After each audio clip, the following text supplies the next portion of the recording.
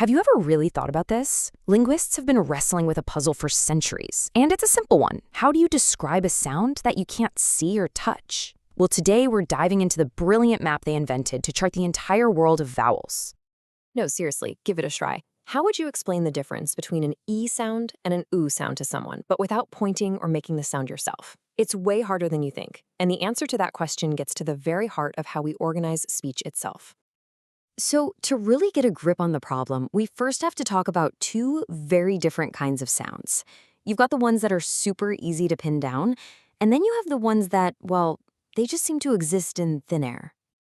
Okay, so the main difference really just boils down to one thing: obstruction.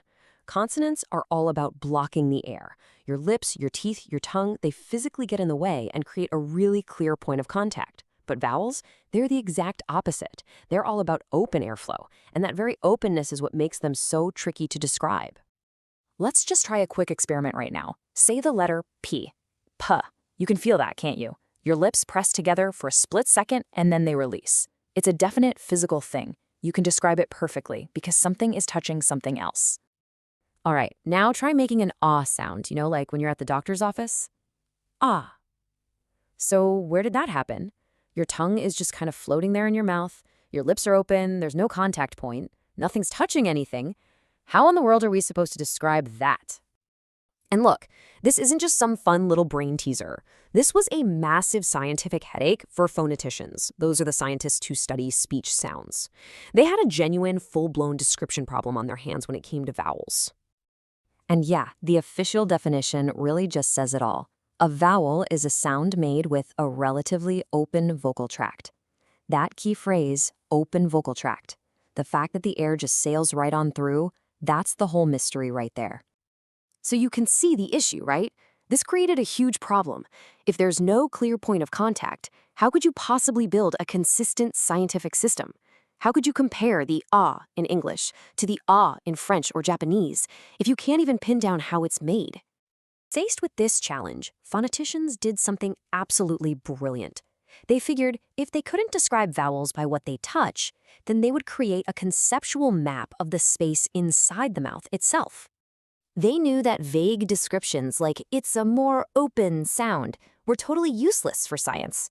What they needed was a universal reference system, a standardized grid that could locate and compare any vowel sound from any language on Earth. And that solution is the cardinal vowel chart.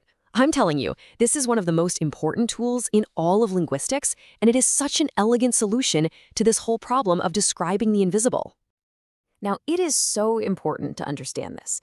This chart is not a photograph of your throat. It's better to think of it like a subway map for sounds. The goal isn't anatomical perfection.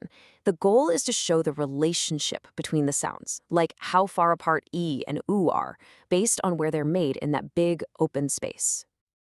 Okay, so how does this weird abstract map actually work? I know it looks complex, but the entire thing is based on two simple physical actions that all of us do all the time without ever thinking about it. And that really is the secret. This whole incredible system for mapping every single vowel sound in human language just boils down to two things: where your tongue is and what shape your lips are making. Let's break that down. So the first key is tongue position. Just imagine a little coordinate grid inside your mouth. The vertical axis is how high or low your tongue is. Try it. Say E, your tongue is way up high. Now say ah, your tongue just dropped down low. The horizontal axis is how far forward or back it is. Say E again. It's forward, near your teeth. Now say OO. You just pulled it back towards your throat. The second key is just your lip shape, and this acts like a modifier. Try this with me. Hold your tongue in that high front position for E. Now, don't move your tongue. Just round your lips. E, U. You just made a totally different vowel, the one you hear in the French word to. See, that's the power of these two simple keys. So what's the big takeaway from all this? Why does this clever little map matter so much? Well, because it creates a universal language that we can use to describe the sounds of all human languages. Because of this system, a phonetician in Tokyo and a phonetician in Cairo can talk about the exact same vowel sound with absolute precision. They can map out the entire sound inventory of a language that's just been discovered or analyze tiny differences in accents, all because they have this shared map.